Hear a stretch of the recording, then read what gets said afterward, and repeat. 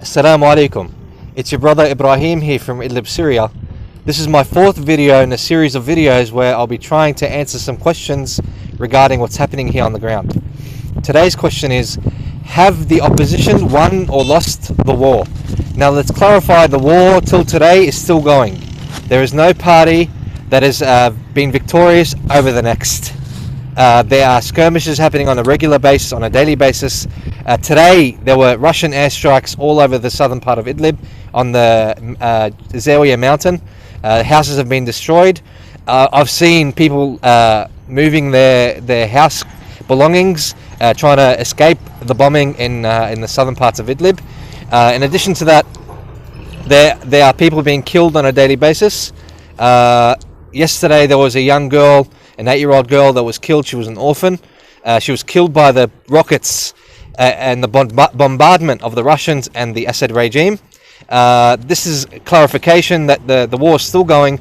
In regards to the opposition as well, they're hitting the Assad military points on their side of the front lines. This is happening all around the front lines in Idlib province. Look, let's clarify one very important factor, that in 2015 the Assad regime was on the brink of collapse. He had lost many strategic battles.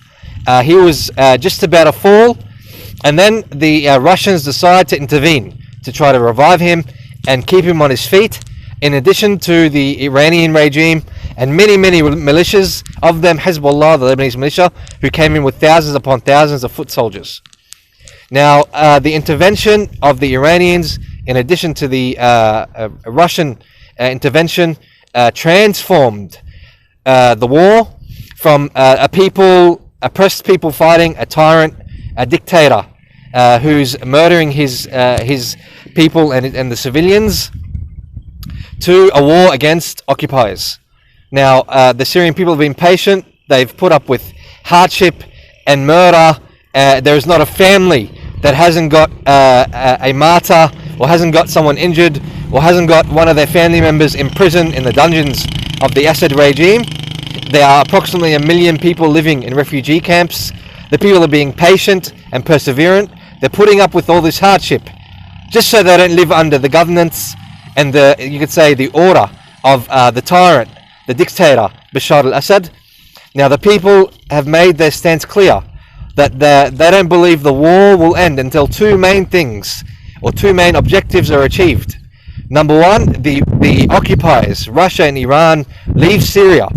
And number two, the Assad regime falls. Now, I hope I've clarified and answered this question in a way that you've understood it. If you have any comments or questions, please share them with us. They are greatly appreciated. This topic is important. We will elaborate on it more in the future, inshallah. Look forward to seeing you in the next video.